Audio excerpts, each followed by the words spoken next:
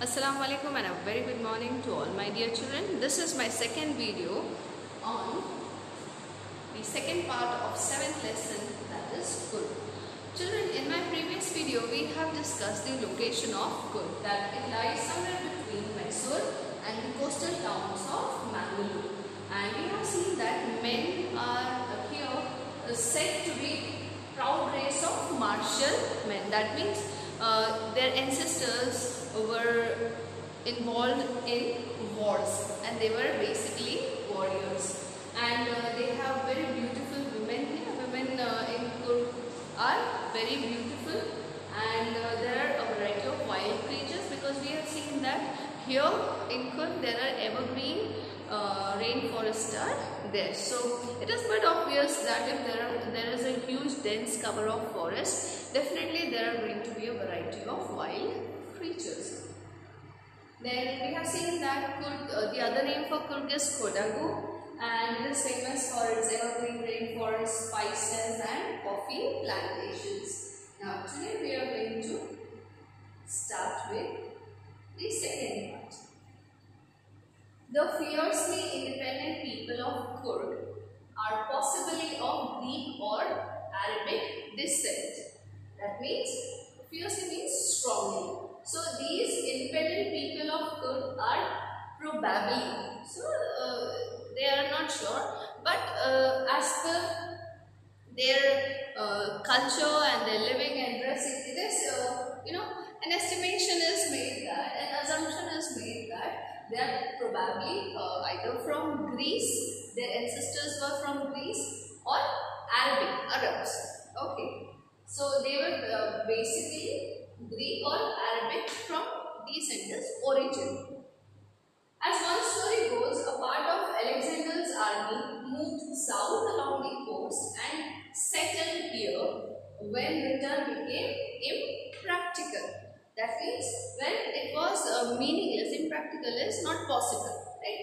So, as per one story, when people say that either they are from Greek origin or Arab origin, one story goes like when Alexander's army, they moved south along the coast, so this part of India. Okay, so when their return was impossible, they settled down here. And what did they do? They married here, but the imprints of their culture is still visible here. Let us see this. These people married amongst the locals, and their culture is apparent in the martial traditions, marriage and religious rites. RITES rites means ritual, riti rivas, which are distinct from the Hindu mainstream. So, you know that the population following other religions in India, mainly people follow Hinduism, right? But these people, those who stayed back in Kurd, they did not return. So they married amongst the local, but the influence of their own culture, like traditions and marriages and other rituals, they are different from the mainstream Hindu religion, Hindu culture. So thus it is distinct, that is, it is different from Hindu religion. So thus we can say that these people are not origins of India, but they are probably origins of Greece or Arab. The theory of Arab origin draws support from the long black coat. Now here the second thing, they are giving a second proof that when people say that they were from Arab, that is their origins, their descendants were from Arab. So what supports this statement is their dressing style. Arab origin draws support from the long black coat. So you can see in the picture here. This is long black coat, long black color coat, and they are wearing something at the waist. Okay, and here pants could be seen. So the theory of Arab origin draws support from the long black coat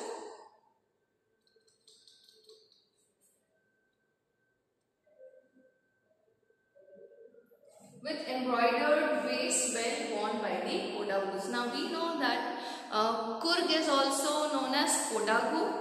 Okay, so the people living in Kodagu are called Kodavu. Kodavu. So people living in Kodagu are called Kodavus. So these Kodavus, they wear long black coat and at the waist. So waist just below your belly. So that area is called waist. So at the waist they wear a belt which is embroidered. So some embroidery is done over this waist belt, and that is known as kupiya. In India,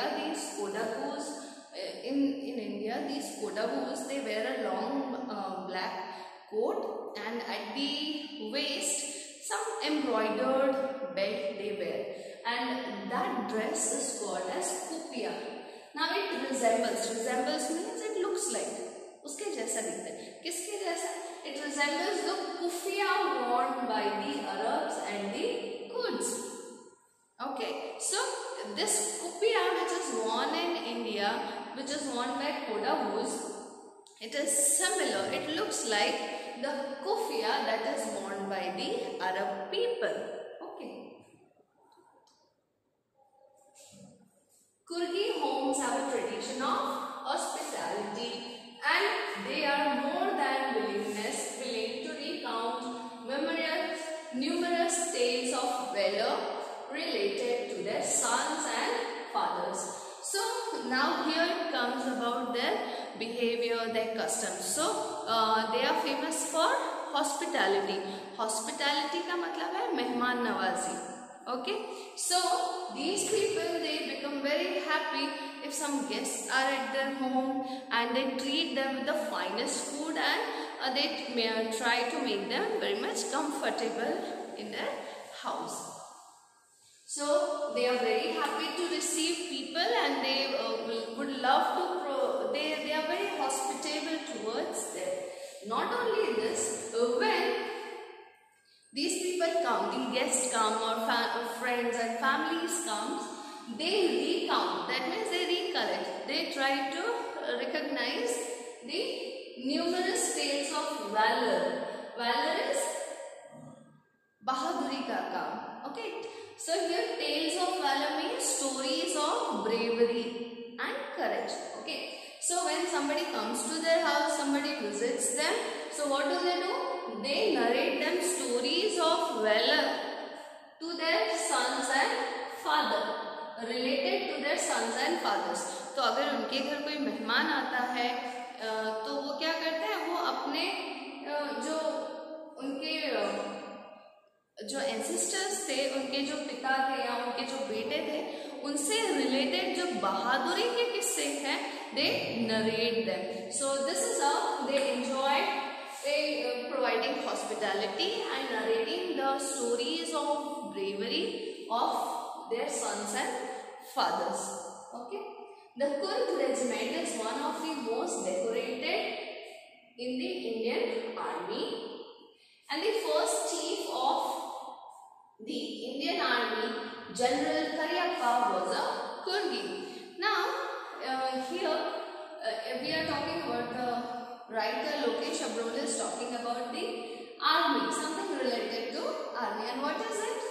The Kurd regiment. So in army we have regiments, right? So Gorkha regiment is there. You must have seen in movies like Border and anything related to army movies, right? So in that there are various regiments. That means in some regiments people from especially one region, they are good. There is Rajputana regiment also there, and likewise. So this is one of the regiment. The Kurd regiment is one of the most decorated in the Indian army. Now here decorated means sajaya hua nahi. That means it is one of the famous in Indian army. Why?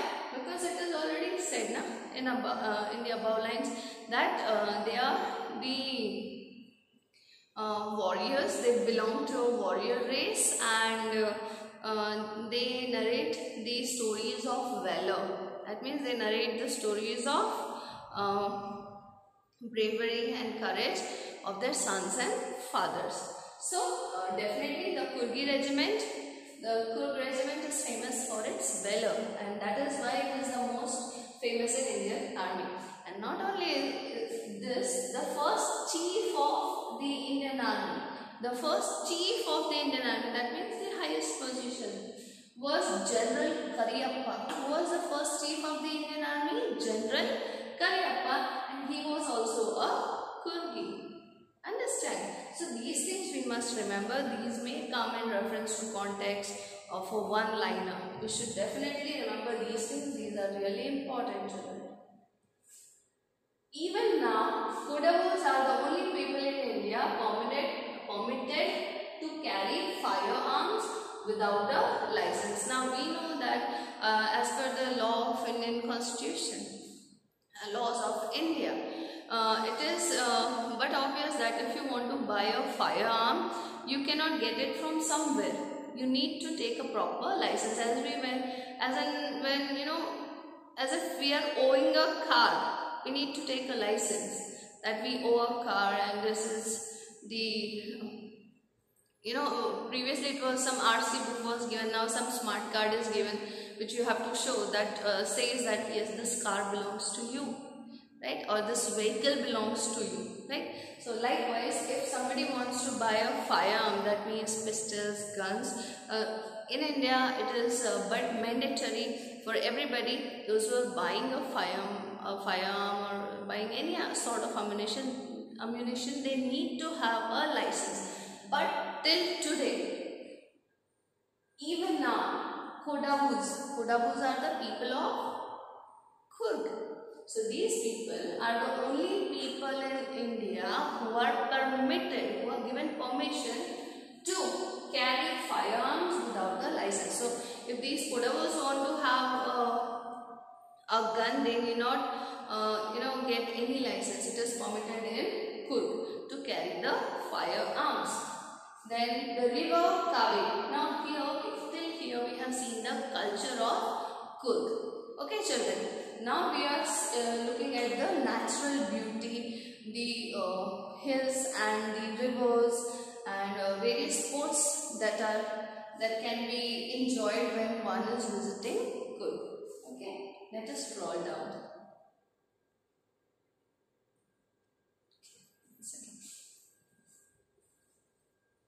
Here. The river Kaveri. So which river flows in Kurg? Here, Kaveri. Obtains its water from the hills and forests of Kurg. So the water that flows in Kaveri river, where does it comes from?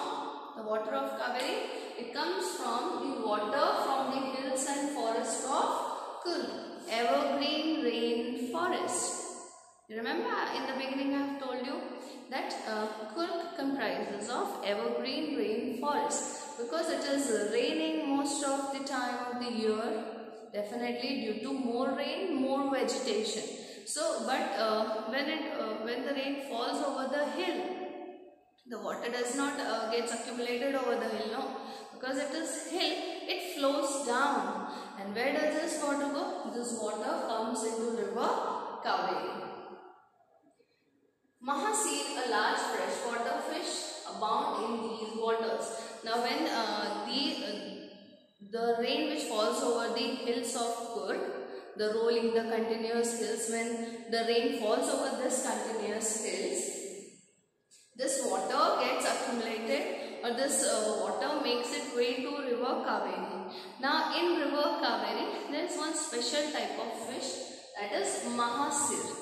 And it is found, it is a large freshwater fish, and it is found in abundance in this water. That means lot of Mahasir fishes can be found in river Kaveri. Now kingfishers dive for their catch. So which other bird can be seen? Kingfisher can be seen there. While squirrels and langurs drop partially eaten fruit from the mischief of enjoying the splash and the ripple effect in the clear water. So in this water, not only Mahasir fish is found, but one could see kingfishers also diving into the water to catch its food. Some small fishes also, and those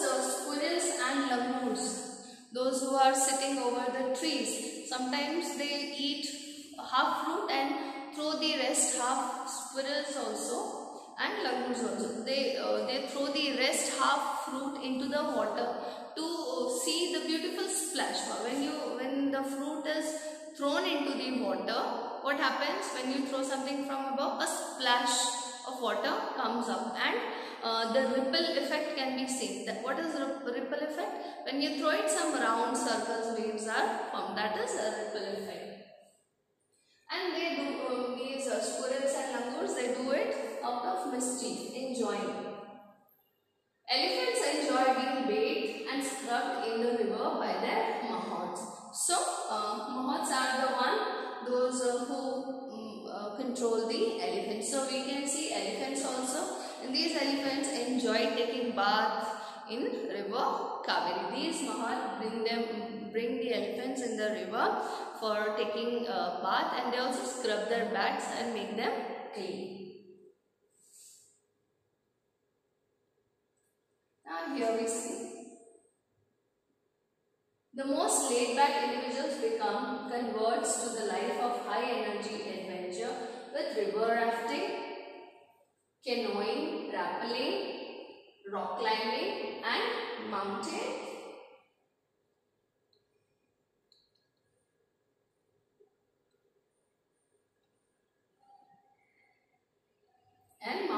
biking. Numerous walking trails in this region are a favorite with trekkers. So now here what type of sports are seen?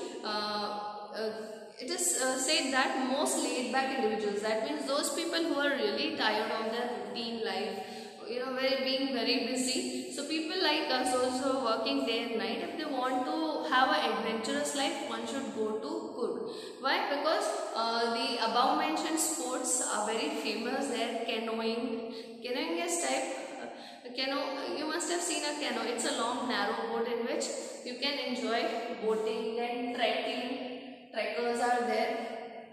Trekking are there, rappelling are there, rafting are there. So all these sports can be seen here. If you are bored of your life, one should go to Coorg. Then birds, bees, butterflies are there to give you company. Now these things, birds, bees, honeybees and butterflies could be seen. Now here when one says that you can be seen for giving you company, that means if you will go to Coorg, you can see different birds there, bees also there and butterflies, different colorful butterflies you can see. Macaques are sort of these monkeys also, and macaques, Malabar squirrels, langurs and slender loris keep a watchful eye from the tree canopy. So these animals are always there on the trees. See above I have said that because it is an evergreen rainforest region, abundance of rainfall, very dense vegetation, so variety of wild animals will be seen. Children, you should always remember what type of sports are there, what type of animals and birds can be seen there. It is really important from the exam point of view. Now, I do however prefer to step aside for wild elephants. The climb to the Brahmagiri hills brings you into a panoramic view of the entire misty landscape of Coorg. Now here, I do however prefer to step aside for wild elephants. So here, I refers to, this is the only place I think where I is used in this lesson. I is the narrator here, the writer here, who is Lokesh Abrol. So Lokesh Abrol says that definitely he must have gone there to Coorg, and thus he is able to narrate us all these things. Okay, so he says that he prefers to step aside. That means what he prefers, what he does when wild elephants are walking, when he is crossing through the jungles, when he is trekking through the jungles, he says that when I see a herd of elephants, a group of elephants walking into the jungle, the wild elephants, he would not go near, he would walk aside. That means he would move a little bit away from them. Then the climb to the Brahmagiri hills, and that was all with the variety of animals and birds in the Coorg. Then he comes to the physical features of Coorg. He says that Brahmagiri hills are very famous. If you reach to the top of the Brahmagiri hills, there you can see misty landscape. Here, if you have got time to go to hilly regions, there is one Pavagadh I know. There I have seen children when once I visited. When we reach to the top of the hill, it seems as if you can touch the clouds during rainy season, right? End of rainy monsoon season and beginning of winter season, it is really misty. It feels as if you can touch the clouds. So likewise, because here it is generally rainy due to evergreen rainforest, the writer says that when one reaches Brahmagiri hill, when you step up, when you come to the apex, down you can see a beautiful panoramic view of the landscape. It is but obvious when you are above and when you are looking down the hill, the beautiful landscape can be seen, and it seems as if it is all covered with mist. Dhundla sa jo hota hai, ekdam white dhuma, that is called misty landscape. A walk across the rope bridge leads to the 64-acre island of Nisargdhama. Now there is one island also in Coorg which is Nisargdhama. To reach there, we have to cross the rope bridge. Rope bridges, that means the bridge which is made up of rope. You have to tie a hold from both these sides, and when you walk, it feels as if you are going to fall down. Running into Buddhist monks from India's largest Tibetan settlement at nearby Bailakuppi is a bonus. So, we have seen about Brahmagiri hills, we have seen the island of Nisargdhama. Now, running into Buddhist monks from India's largest Tibetan settlement at nearby Bailakuppi. What is Bailakuppi? Bailakuppi is India's largest Tibetan settlement at nearby Bailakuppi. So, Bailakuppi is a place where maximum Tibetan settlement is there, and that means more of Tibetan people you can see, and you can see Buddhist monks over there, right? So definitely Buddhist temples must be there. So that is also a new thing that one would like to see. Now, why all these different things are mentioned here? So that if you are planning to go there, or if one is planning to go there, he should remember all these variety of things are famous there. Okay. The monks in red, ochre and yellow robes are amongst the many surprises that wait to be discovered by visitors searching for the heart and soul of India right here in Coorg. So here, in the last lines of this lesson, the writer tells us that those visitors, those who are coming to see the heart and soul of India, they could see it here in Coorg. Why? Because of all these things mentioned. And when he is talking about Bailakuppi, in Bailakuppi there are many monks. So India is famous for all these things, right?